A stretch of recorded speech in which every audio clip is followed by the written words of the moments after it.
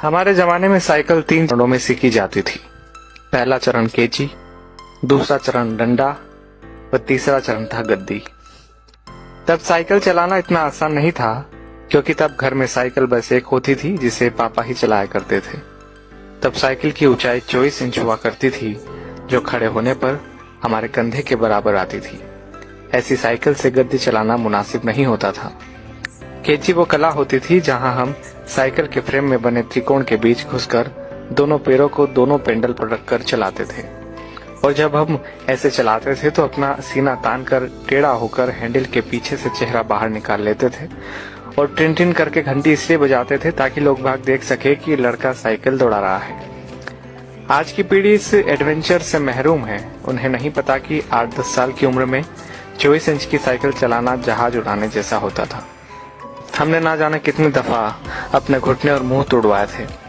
और गजब की बात तो यह है कि तब दर्द भी नहीं होता था। गिरने के बाद चारों तरफ देखकर चुपचाप खड़े हो जाते थे, अपना निक्कर पोंछते हुए। अब तकनीकी ने बहुत तरक्की कर ली है। 5 साल के होते ही बच्चे साइकिल चलाने लगते हैं, वो भी बिना गिरे। 2-2 फीट की साइकिल आ गई है और अमीरों के बच्चे तो अब सीधे गाड़ी चलाते हैं। छोटी छोटी बाइक उपलब्ध है बाजार में।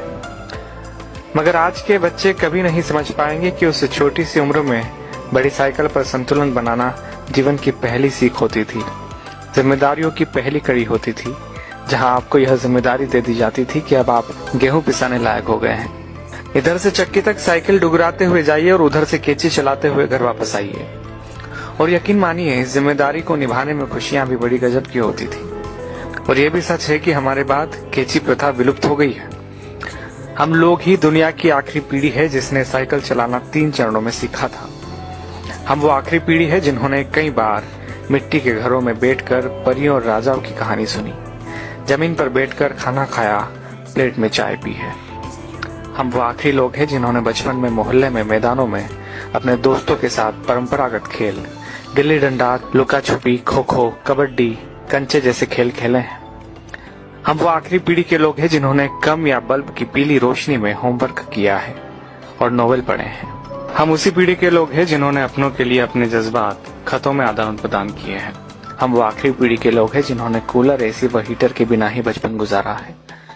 हम वो आखिरी पीढ़ी के लोग हैं जो अक्सर अपने छोटे बालों में सरसों का ज्यादा तेल लगाकर स्कूल और शादियों में जाया करते थे। हम वो आखिरी पीढ़ी के लोग हैं जिन्होंने स्याही वाली दवात या पेन से कॉपी, किताबें, कपड़े और हाथ काले नीले किए हैं। हम वो आखिरी लोग हैं जिन्होंने टीचर से खूब मार खाई है। हम वो आखिरी लोग हैं जो मोहल्लों के बुजुर्गों को दूर से देखकर नुक्कड़ से भागकर घर आ जाया करते थे। हम वो आखिरी लोग हैं जिन्होंने गोदरेज सोप की गोल डिबिया से साबुन लगाकर शेव बनाई है, जिन्होंने गुड़ की चाय पी है, काफी समय तक सुबह काला या लाल दंत मंजन या सफेद टूथ पाउडर इस्तेमाल किया है।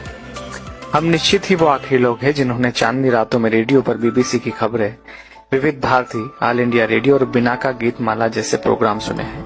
हम ही वो आखिरी लोग हैं जब हम सब शाम होते ही छत पर पानी का छिड़काव किया करते थे। उसके बाद दरी चादरें बिछाकर सोते थे। एक स्टैंड वाला पंखा सबको हवा के लिए हुआ करता था। सुबह सूरज निकलने के बाद भी ढीठ बने सोते रहते थे। वो सब दौर बीत गया। दरी चादरें अब नहीं बिछा करती है। डब्बों जैसे कमरों में कूलर, एसी के सामने रात होती है, दिन गुजरते हैं। हम वो आखिरी पीढ़ी के लोग हैं जिन्होंने वो खूबसूरत रिश्तों और उनकी मिठास बांटने वाले लोग देखे हैं जो लगातार कम होते चले गए। अब तो लोग जितना पढ़ लिख रहे हैं उतना ही खुदगर्जी, अनिश्चितता, अकेलेपन व निराशा में खोते जा रहे हैं। हम ही वो खुशनसीब लोग हैं जिन्होंने रिश्तों की मिठास महसूस की है। हम एकमात्र वह पीढ़ी है जिसने अपने माँ बाप की बात हमेशा मानी है और बच्चों की भी मान रहे हैं।